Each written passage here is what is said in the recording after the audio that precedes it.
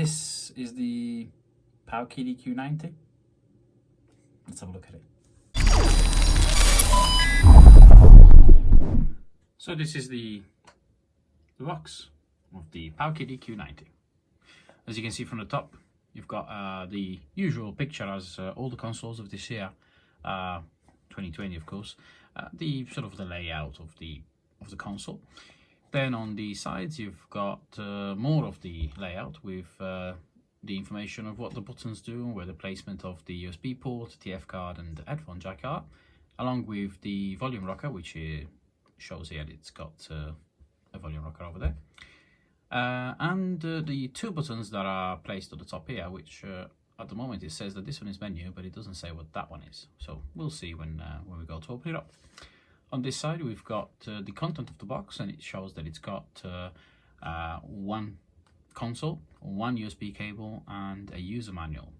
It also has the blue tick showing that it's the blue variant.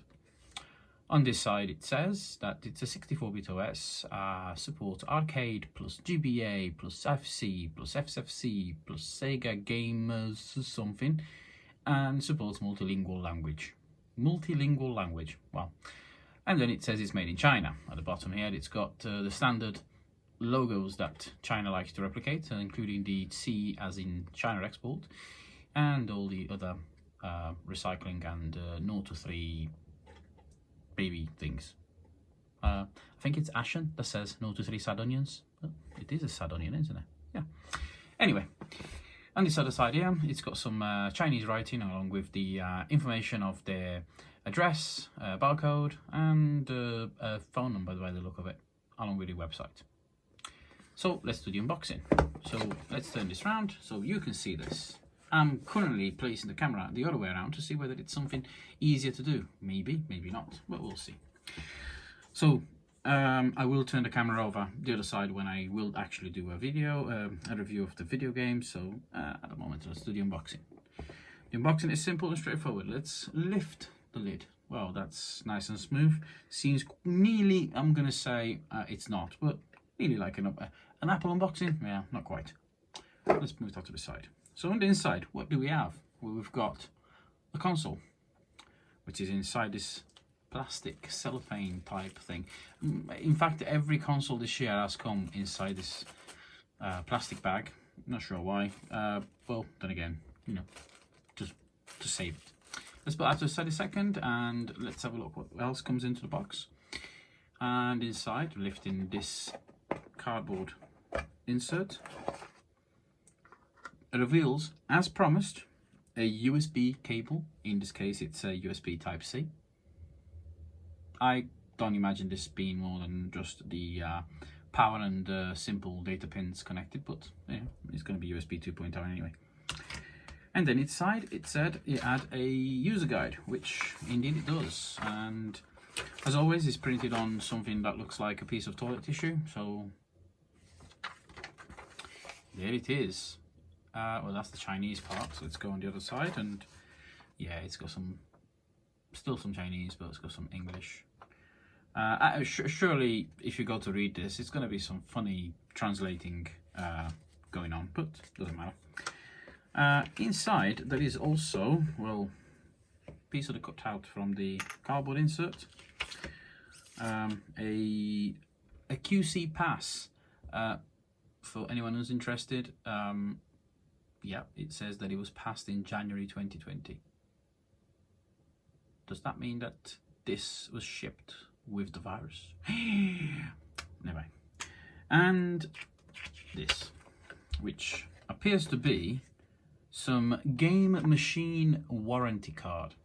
The idea is that you're supposed to be filling this in and then you send it back and they will count it as a warranty, I assume. I don't know. Maybe. Doesn't matter. I'm not going to do that. It won't break, it says, and then a couple of days later it didn't turn on. Let's put that to the side, and now let's take the console out. Now, at first glance, I have to admit that it does look quite nice. I mean, it is toyish, it is a babyish type of plastic, but it feels quite sturdy. I mean, it doesn't have any flex to it. It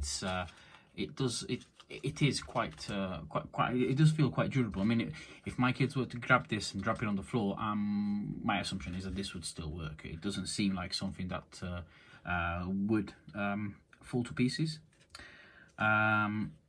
It does have just 2 shoulder buttons as opposed to the L2 and R2 on most consoles, and in fact it certainly does not have L3 and R3.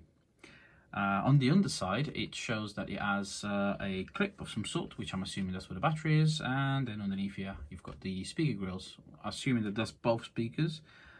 We don't know. We'll open that up shortly. At the bottom we've got the headphone jack, and we've got a TF card. Well, I say TF card, we all call it an SD card, so it's a micro SD card anyway. On this side we've got that famous, well, famous, I made it famous, it wasn't famous. We've got that volume rocker. It's literally just a variable resistor rocker with kind of wheel, you know, like you would have in the old Walkmans, that at one point it stops. That's it, that's what it is. So you can actually turn the volume down while the console being off, so you know, so if you want to turn it on and you don't want to disturb people. There we have the power switch, which will click in one direction for on and the other direction is off, as it is now. On the front we have these 2 buttons at the top, which we know that this one is menu, and we don't know what this one is. I mean, it would have made sense to map these 2 buttons as volume, because I mean, this is resembling the Nintendo Switch, and it would have been better. It would have looked nice, I would say, you know, maybe. A D-pad, which doesn't feel too bad actually. The D-pad does feel quite nice. It's got a nice nice bit of travel, and I've played some games on it, and it does feel quite nice. It's not that spongy. It's not. It's quite clicky. It's really nice.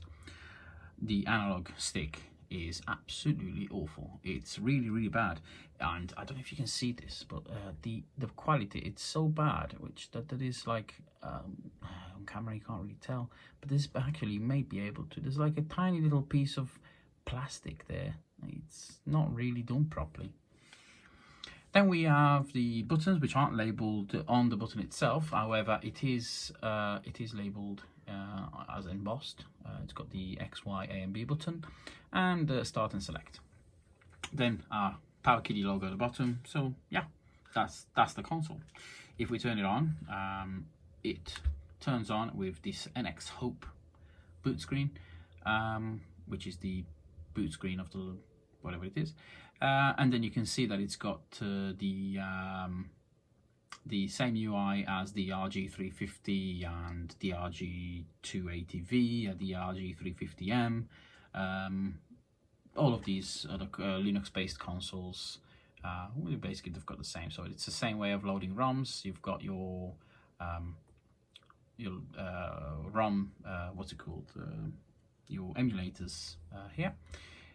These are the settings, which you can change skins and so on, and then you have some software built in. So there's not much to it. However, it is fully fledged, as to say.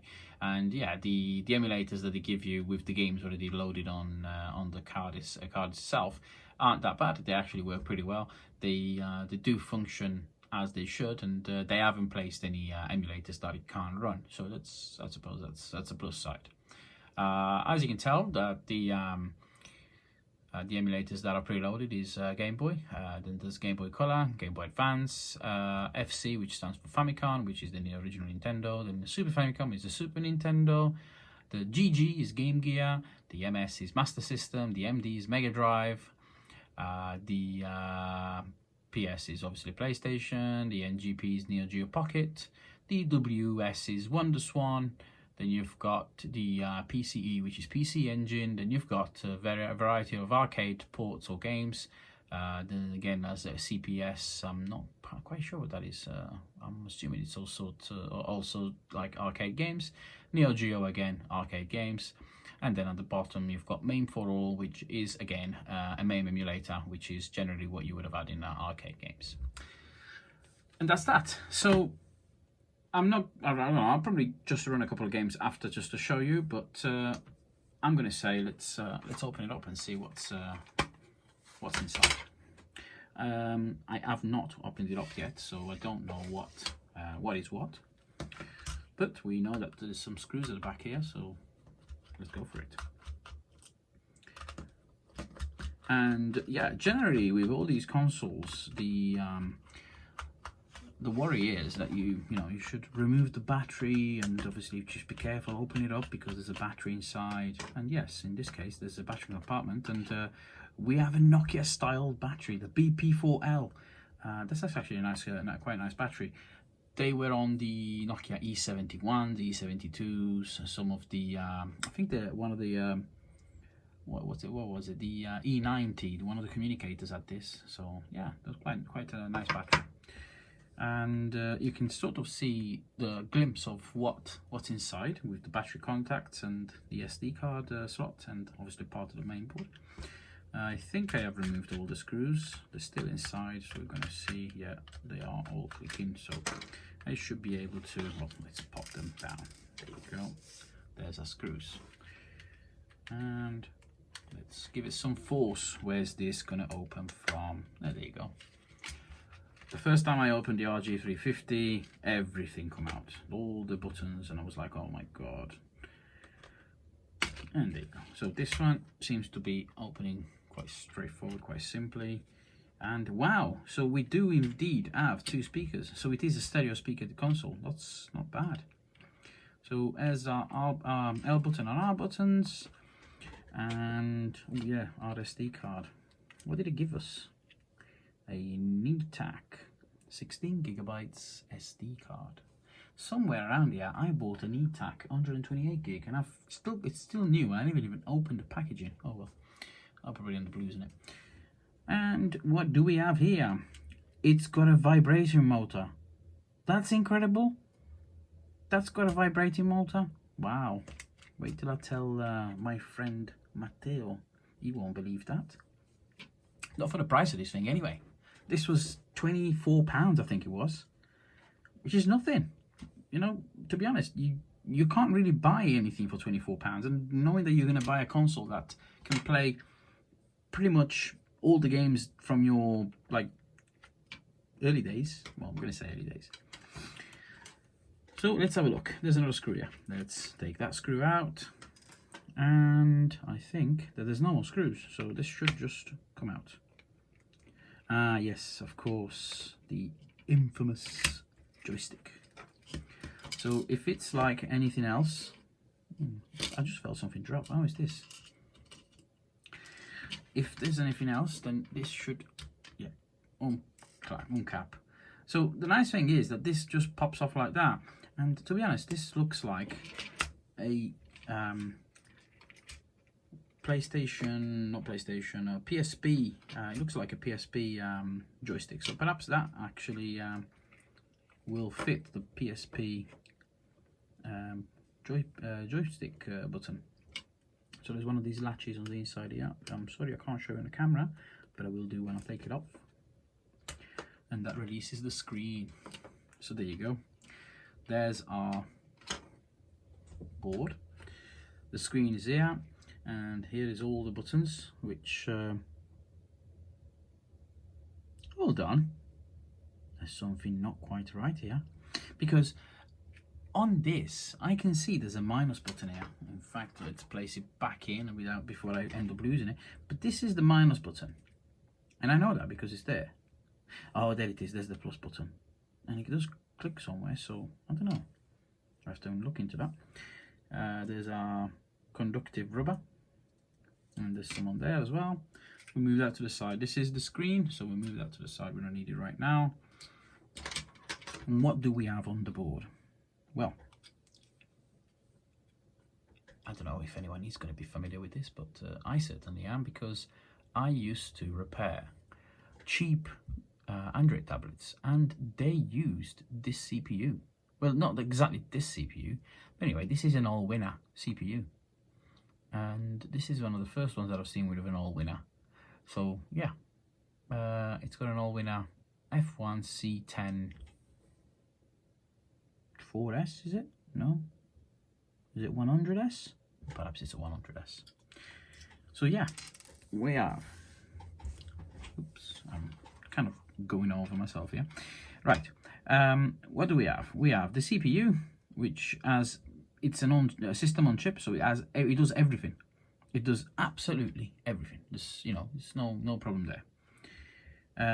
We have the buttons, which, as I mentioned earlier, we've got our normal buttons here for the direction and selection, start and select. Our joystick, which seems like it's going to be one of these. Yeah, it's possibly we can actually change this, but it is the PSP one. I'm sure it is. Switch. There's not much on here. There's actually nothing on here. There's absolutely nothing. There's some discrete components, but there's absolutely no. That's quite shocking. There's nothing on here. So that chip there must also do audio. So yeah, okay. Well, if that was interesting, but probably wasn't to most of them. Most people will find this boring. Did they just spit on the screen? Oh, nasty. Right. So the idea is that now I'm going to try to put this back. This was the other way, like this. And now I'm going to place this inside. Well, this is one of those latching things. So I'm supposed to be placing the board slightly over, and then with extreme patience and extreme, with my tweezers, I go and place this on the inside. It hasn't even gone in, because I'm assuming that when this was built, which more than likely was, the screen is placed on the outside, because it has a little tiny window to adjust the sizing of it. And then once it's placed in, once you've got the spacing on the inside, you then put the lens on once you've connected the screen. I don't know if anyone made sense of what I've just said. It made sense in my head. So that seems like it's gone in. Now let's just close that latch before it falls out again. And there you go. So now this should be, as long as nothing moved. Yeah. Of course something had to move, didn't it? The rubber, conductive rubber thing here. Okay. If that has gone in, I should be able to click it in somehow. Ah, made a mess. No, I haven't. I lied. Okay, yeah, that's in. That should be in. It does feel like it's clicking buttons, and this one is, and this one is, and all of these are. Okay, so that's that. Let's get the power switch clicked back in. That's in. That does that and that, so that's fine. Then we've got our shoulder buttons, which is right and left, this side, and this side. Come on, yes. We had the silver screw. The silver screw went in the corner, so let's put the silver screw back in. And then that's it, because we can close this off. Now I'm interested in this vibrator motor, because I don't recall when I switched it on having any games that actually vibrated. So I'll have to try and load on Gran Turismo, because that did actually have vibration feedback. So we put that battery in, and that's that. Oh yeah, the screws.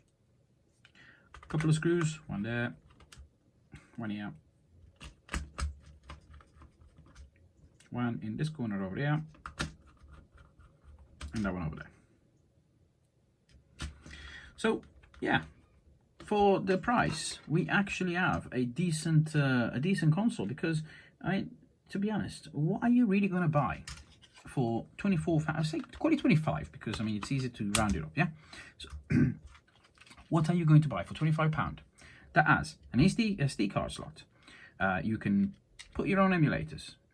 As a decent sized battery, because it is a nice battery, a replaceable battery for that matter. User replaceable battery.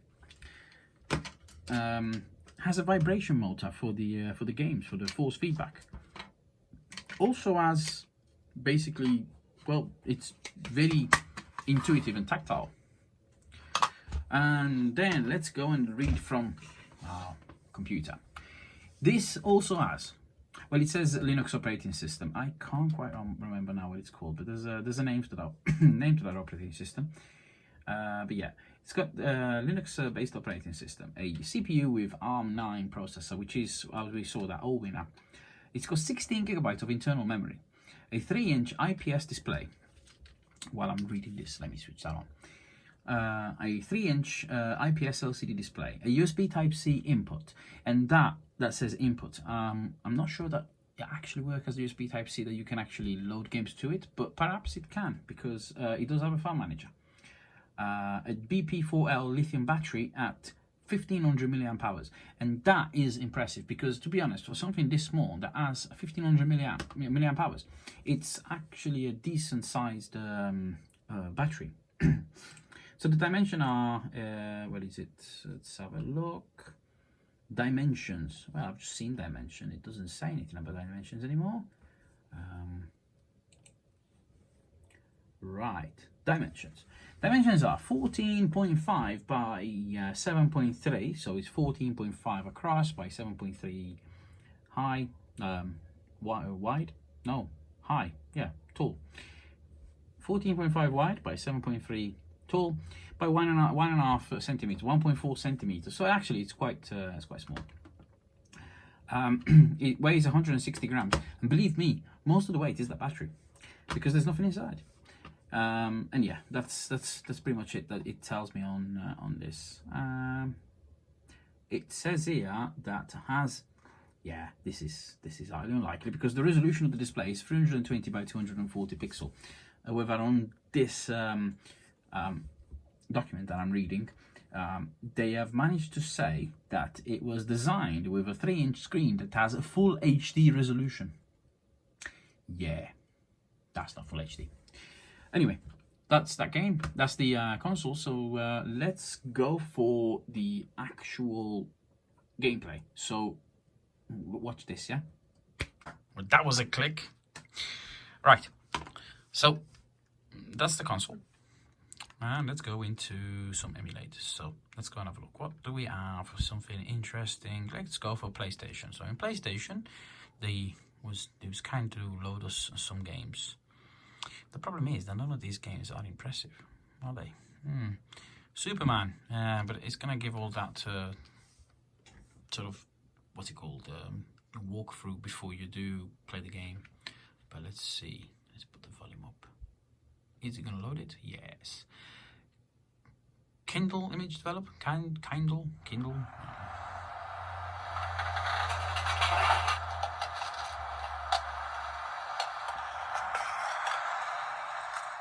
Wow. Please look this. Is that Pepsi advert?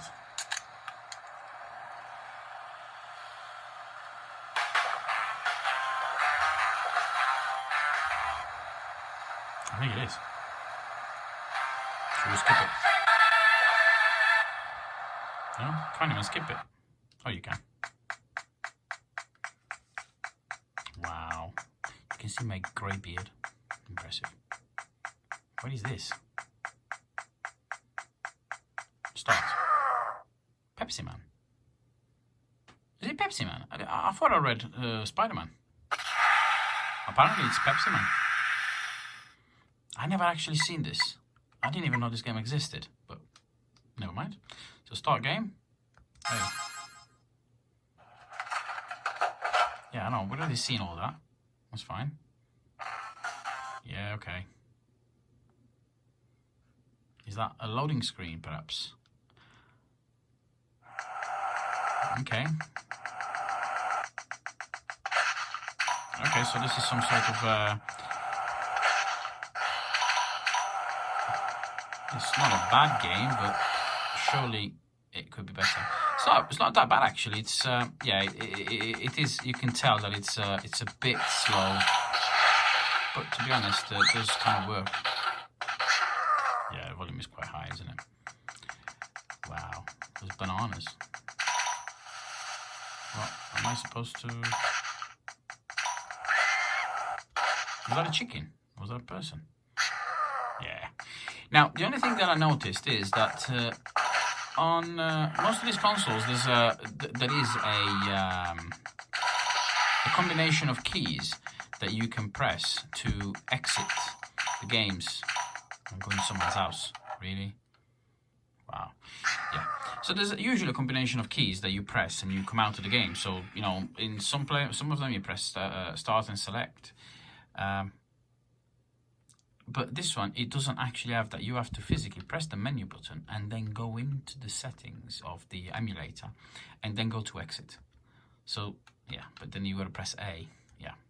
So then you're going to come out of the emulator that way. So you actually physically close the... See, it says Superman there, but it's not. It's Pepsi Man. It says Superman. I have seen... I thought I read Superman. Yeah, I'm not going to go any out of these games because, I mean, if they're like the same thing. So then we have, perhaps, let's go for a Game Boy Advance game. Let's go for Mario Kart. Where is it? There, Mario Kart 8. Yeah, and I apologize if this video is quite long, but I wanted to give a fair review so you could actually see what it was like. But yeah, it doesn't seem too bad actually. I'm quite impressed with the quality of this this device because for the price that I paid, it certainly is worth it. And if you did want to just get something like this, I'm sorry the video is late now because I should have showed you beforehand. And perhaps if you wanted to get your kids something interesting, you could have got them this. Is this? Yeah. It's quite a fun device, I suppose. It works pretty well. It doesn't have any wireless, so there's no multiplayer ability of it. But it does have, you know, a lot of favorites in games. Yeah, I'm not very good at this game. But it does work pretty well. I mean, you can tell it's pretty nice. It's running pretty well. So the same with this, I'm assuming. You press that, yes, and then there's the exit GPSP, and you press A. So that's that. This is the Powkiddy Q90, a sub £30 console.